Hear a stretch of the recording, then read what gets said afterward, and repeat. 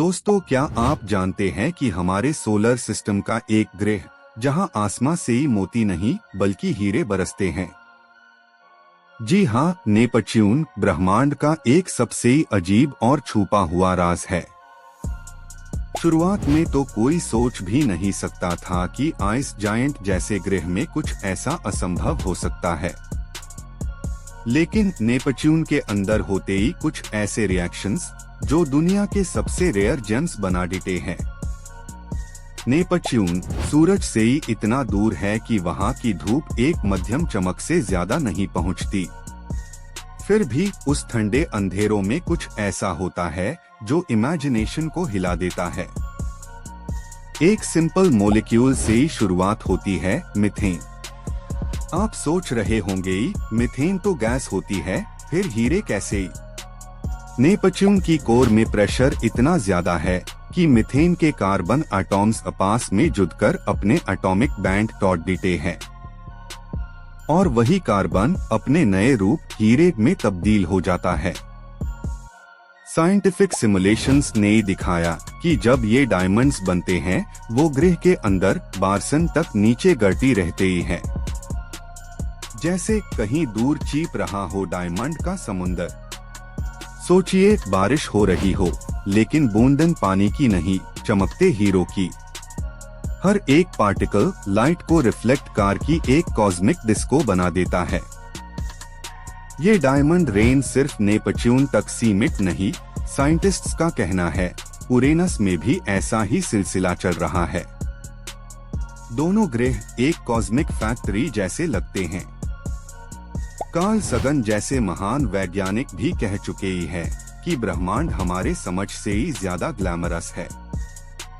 शायद कोई और दुनिया हो जहां हीरे आम पठार जैसे बिकते हो। इस प्रोसेस को समझना न सिर्फ प्लैनेटरी साइंस को बदल रहा है बल्कि मटेरियल फिजिक्स को भी नई रोशनी दे रहा है। डायमंड रेन एक नई फिजिक्स का सबूत है। हाई प्रेशर हाइड्रोजन और हीलियम लेयर्स इन हीरो को कुछ देर तक संभलते हैं, फिर वो बेपनाह गहराइयों में डूब जाते हैं। वहां वो मोल्टन कार्बन के ओशन में मिल जाते हैं। सोचिए, एक ऐसी दुनिया जहां ग्राउंड हीरा है, एयर मीथेन है और आसमां ठंड से ही जम गया है।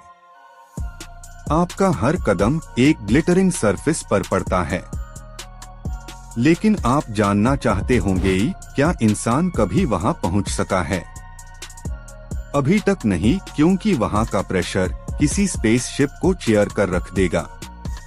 मगर कंप्यूटेशनल मॉडल्स ने ये दिखाया है कि हर सेकंड करोड़ों हीरो के पार्टिकल्स फॉर्म हो रहे हैं।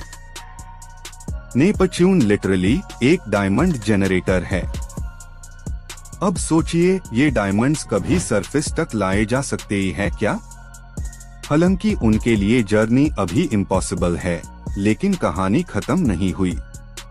नेपच्यून के एनवायरनमेंट को समझना हमारे लिए एक क्लू है दूसरे स्टार सिस्टम्स समझने के लिए। शायद वहां के ग्रे हॉर्न में कुछ और चमकता हुआ राज छुपा हो।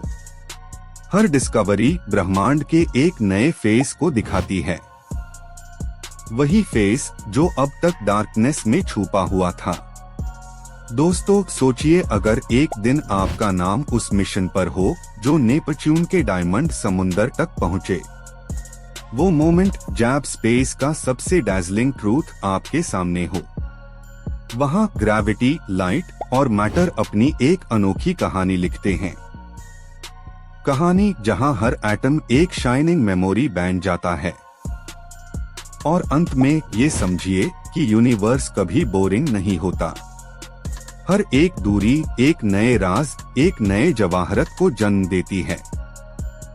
तो दोस्तों, जब आप रात को आसमां की तरफ देखें, सोचिए, कहीं दूर एक ग्रह पर अभी भी हीरे बरस रहे हैं। वहां कहानियां जम रही है और सपने चमक रहे हैं।